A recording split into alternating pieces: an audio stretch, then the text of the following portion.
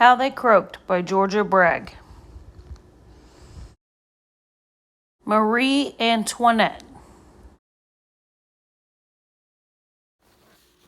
Maria Antonia of Austria was royalty to the 10th power.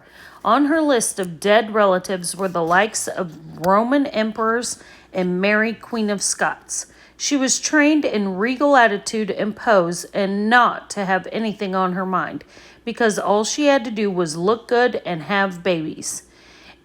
Like her 10 sisters, Maria Antonia was predestined to marry royalty in some far-off country to keep the Habsburg dynasty alive. She was a player in the diplomatic strategy of "don't kill us, we're in-laws." Maria Antonia ended up with the gig of a lifetime, the Queen of France. Her baby-making lineage was what the French wanted, until all they wanted was her head. When she was 14, old enough to have babies, Maria Antonia was put in a carriage and carted off to France, where she married the 15-year-old king in training, Louis XVI.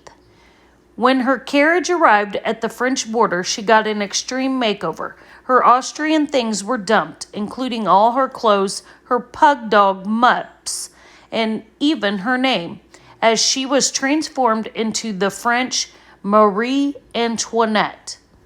Louis XVI was no Prince Charming, but she got to live at Versailles Palace with a personal staff of 500. The only thing the staff couldn't do for her was make a baby. But Marie Antoinette was the boss of her own body, and she wasn't ready to be a mommy. Instead, she threw big parties, shopped for shoes, gambled, and got ridiculous 3-foot-high hairdos. The king did metalwork and hunted, but not for her.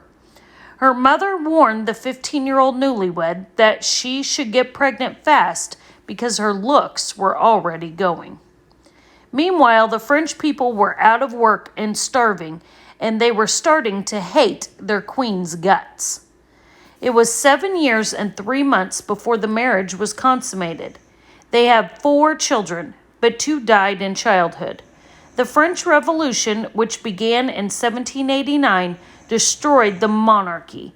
The next king had been born, but the people didn't want kings. They wanted to be free and equal, and they were killing people left and right to get that freedom. Marie Antoinette and her family were captured and taken as hostages, which was actually better than being on the streets, because the angry mob would have torn them limb from limb.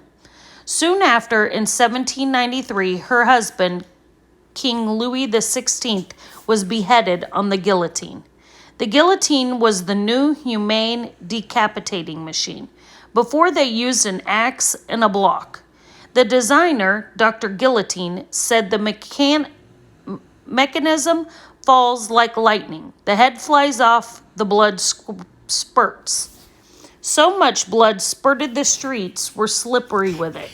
"You don't even feel the slightest pain," Dr. Guillotine proclaimed, but sometimes a severed head would blink or open its mouth to bite whatever was near. Marie Antoinette's 2 remaining children were taken away. She was devastated.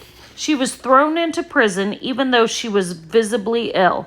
Her hair had turned white, her joints swollen and achy. To make matters worse, she fainted a lot and had convulsions.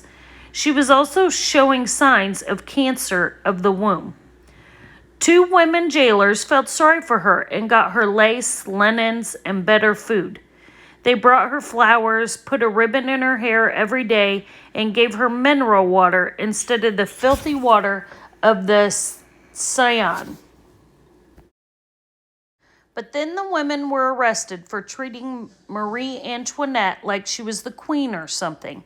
The next jailer was all business. When Marie Antoinette asked for knitting needles to make socks for her children, who she knew must be cold wherever they were, the request was denied because the pointy needles might be used as weapons.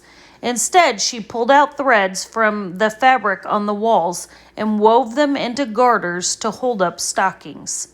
When she was brought to trial, the courtroom was packed with people jeering. The only thing still queenly about her was her calm pose in front of the murderous crowd. She was put in a chair up on a platform so everybody could watch her in misery. Her lawyer was given only 1 day to prepare her case, but it didn't really matter. Her fate had already been decided.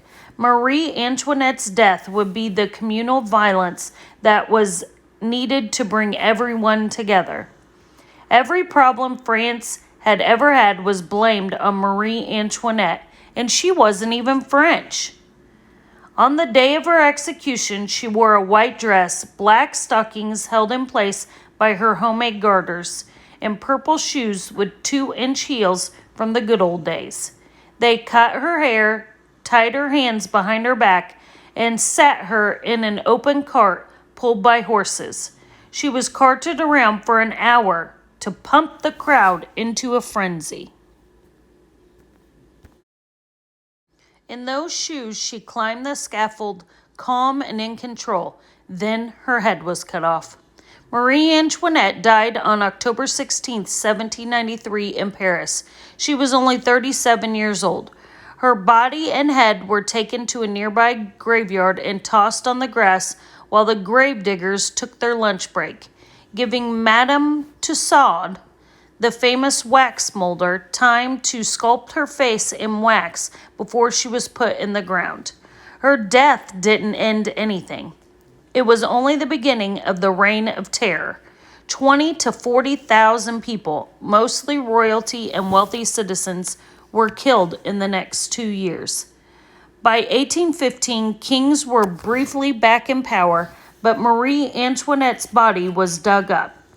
The 2 hand-sewn garters that she wore at her execution identified her. She was reburied along with her husband in the Basilica of Saint Denis. There are no descendants of Marie Antoinette. Her son escaped the guillotine but died in prison 2 years later of tuberculosis at age 10. Her daughter was freed at 17 and married off, but died childless at 72. Moments before the executioner cut off Marie Antoinette's head, she accidentally stepped on his foot. She looked up at him and said, "I did not do it on purpose."